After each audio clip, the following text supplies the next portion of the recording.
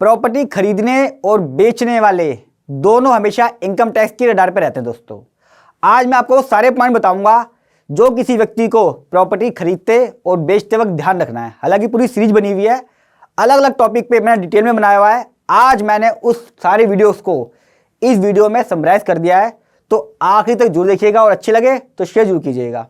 अच्छा है क्या 8 साल में केस आता है इनका, मतलब 6 साल का टाइम तो है ही है, आईटीआर भरने का 1 साल और 1 साल उसको प्रोसेस होने में लगता है, तो ओवरऑल 8 साल लगते हैं किसी का केस उठाने में। किस चीज़ के लिए नोटिस आते हैं?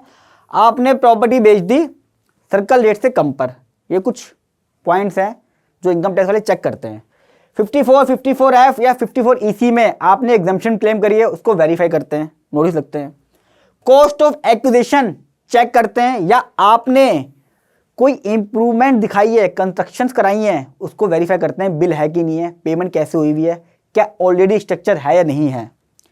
और आपने हाई वैल्यू ट्रांजैक्शन तो कर ली लेकिन उसे आईटीआर में नहीं दिखाया। 95% केस इसी वजह से लगते हैं। इसलिए मैं कहता हूं कि हमेशा अपनी इनकम टैक्स रिटर्न जरूर भरिए। लोग सोचते हैं जरूरत ही नहीं है, क्यों भरूं मैं, सीए पैसे मांगेगा। कमाल हो गया, सीए आपकी कंप्लायंस करता हो, पैसे भी ना मांगे। चलिए कोई नहीं। अब पहला पॉइंट जो आपने ध्यान रखना है प्रॉपर्टी खरीदते और बेचते वक्त, वो पहला पॉइंट है टीडीएस 1% कटना है। क्या कंडीशन है?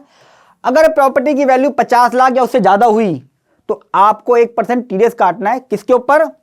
स्टैंप ड्यूटी वैल्यू और सेल वैल्यू जो भी ज्यादा होगी 1 अप्रैल से पहले।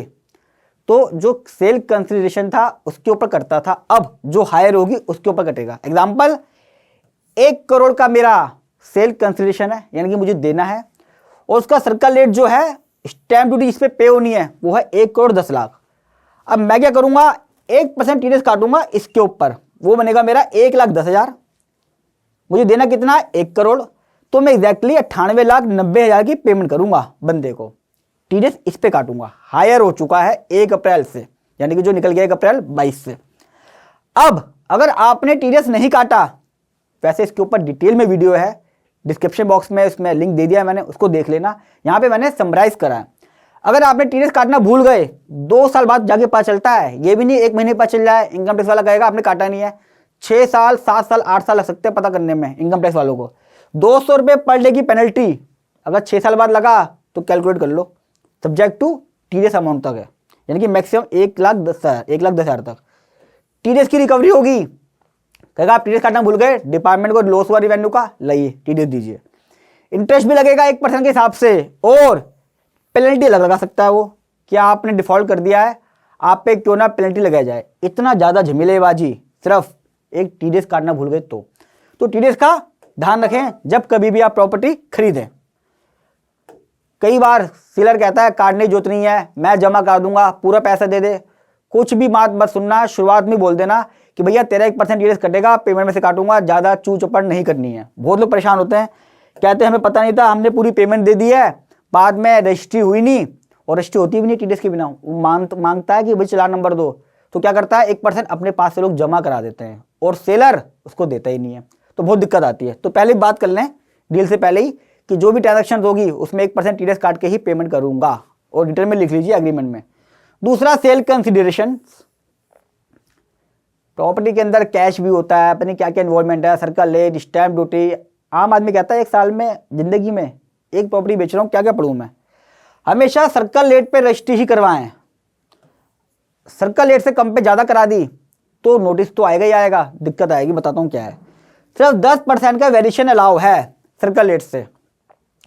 एग्जाम्पल, 1 करोड़ का सेल कंसिडरेशन है और स्टैंप ड्यूटी उसकी सर्कल रेट जो है 1 करोड़ 10 लाख है, तो यानी कि अगर मैं 1 करोड़ का 110% निकालूं तो ये वैल्यू आ जाती है, विद इन रेंज आ जाती है, तो मेरी फिर 1 करोड़ की वैल्यू मानी जाएगी। यानी कि बायर के हाथ में और सेलर के हाथ में 1 करोड़ का सेल कंसिडरेशन माना जाएगा। कैपिटल गेन के लिए 1 करोड़ लिया जाएगा। अगर वेरिएशन ज्यादा हुआ, यानी कि 1 करोड़ में कर लिया लेकिन मेरा निकला 1 करोड़ 20 लाख सर्कल रेट जो है, अगर मैं इसका निकालूंगा 1 करोड़ का 110%, वो निकलेगा 1 करोड़ 10 लाख, लेकिन मेरा सर्कल रेट क्या है 1 करोड़ 20, वेरिएशन 10% से ज्यादा हो गया। अब क्या होगा, 1 करोड़ का फर्क और 1 करोड़ 20 में 20 लाख का फर्क है। तो जो 20 लाख है बायर के लिए भी दिक्कत है और सेलर के लिए 20 लाख पे टैक्स बायर पे करेगा, और जो 1 करोड़ 20 लाख है ये होगा sale consideration in the hand of seller. Capital gain के लिए फिर 1 करोड़ 20 लिया जाएगा। तभी कहता हूं बहुत सोच समझ के ट्रांजेक्शन कीजिए, और कभी भी आप इस तरह की डील करते हैं हमेशा एक सीए को जरूर रख लीजिए साथ में, कि पूरी प्रोसेस में वो आपका ध्यान रखे। तीसरा पॉइंट, कैश रिसिप्ट्स। यहां पे कैश पेमेंट नहीं, कैश रिसिप्ट्स है, यानी कि कोई अगर प्रॉपर्टी बेच रहा है, लैंड, बिल्डिंग, कमर्शियल, एग्रीकल्चर, सबकी बात कर रहा हूं मैं एक तरह से, सिर्फ 19,999 ही कैश ले सकते हो रजिस्ट्री के अंदर जो लिखा हुआ है। मैं यहाँ पे 2 नंबर की बात नहीं कर रहा जो सर्कल 8 से ऊपर होता है, मैं बात कर रहा हूँ जो रजिस्ट्री में है, यानी कि उसमें जब 1 करोड़ था तो उसमें से आप 19,999 ही कैश ले सकते हो रजिस्ट्री के अंदर। इससे ज़्यादा कैश लिया 100% पेनल्टी है। इसके ऊपर भी वीडियो है, हर एक टॉपिक पे डिटेल में वीडियो है। 100% पेनल्टी, और आएगी। कई लोग सोचते हैं 20,000, 25,000, 50,000 कुछ नहीं होता। मैं मानता हूँ 2-3 लाख के ऊपर ही भेजते हैं नोटिस वो, लेकिन क्यों करें, हमें पता है तो गलती हो गई। तो स्टैम्प ड्यूटी का ध्यान रखें, कैश में अलाउड है लेकिन विड्रॉ होनी चाहिए बैंक से। जब मैं केस कराता हूँ बहुत बार देखता हूँ जो लोग प्रॉपर्टी बेचते हैं और फिर खरीदते हैं, बेचने में कैश भी आता है, तो क्या करते हैं, भैया ठीक है रजिस्ट्री में तो हम कैश नहीं दिखाएंगे, एक काम करते हैं स्टैम्प पेपर खरीद लेते हैं कैश में। सरकार वही वेरीफाई करती है। सबसे पहले ये क्वेश्चन पूछा जाता है कि आपने स्टैम्प ड्यूटी की पेमेंट कहाँ से करी है, क्योंकि लोग ज़्यादातर वो कैश में पे करते हैं, और वो कैश कौन सा होता है, जो 2 नंबर वाला होता है, सर्कल 8 से ऊपर वाला। तो हमेशा ध्यान रखें कैश में पे करें, अलाउ है, लेकिन विड्रॉ होना चाहिए बैंक से, 2 नंबर वाला कैश ना हो। मैं बता चुका हूँ हमेशा सीए से जरूर बात कर लें, पूरे प्रोसेस में टीडीएस, सर्कल 8, इन सब चीज़ों की ध्यान रखें। वो एक इंपॉर्टेंट पॉइंट, हालांकि एजेंडे में नहीं है वो, फिर भी जो कैश में मिलता है सेल ऑफ प्रॉपर्टी से, सर्कल 8 से ऊपर वाला, बहुत के आते हैं मेरे पास जहां लोग प्रॉपर्टी बेचते हैं, और जो सर्कल 8 से ऊपर वाला कैश आता है 2 नंबर वाला, वो बैंक में जमा कर देते हैं। इनकम टैक्स वाला पूछता है पैसा कहाँ से आया, वो कहता है हमने तो प्रॉपर्टी बेची थी। वो कहता प्रॉपर्टी की रजिस्ट्री में तो लिखा ही नहीं है भैया ये, तो ये कैश आपका 2 नंबर वाला माना जाएगा। प्लस जिसने आपको कैश दिया है, जिसको आपने प्रॉपर्टी बेची है, वो कभी भी हाँ नहीं करेगा कि मैंने कैश दिया, क्योंकि वो 2 नंबर का दिया। उसे क्या पता क्या आप उसे बैंक में जमा कर दोगे।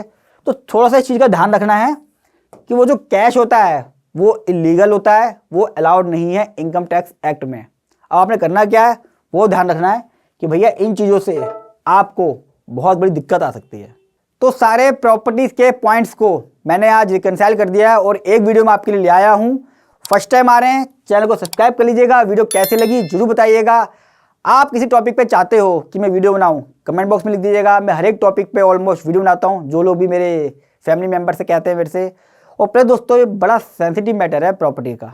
मैं चाहूँगा आपके सर्कल में जितने भी आपके दोस्त यार हैं, रिलेटिव्स हैं, उनको शेयर जरूर करिए। लाइफ में 1 बार या 2 बार प्रॉपर्टी खरीदते बेचते, लेकिन मुसीबतें अनगिनत आ जाती हैं। जल्द मिलूंगा एक वीडियो के साथ, तब तक नमस्कार।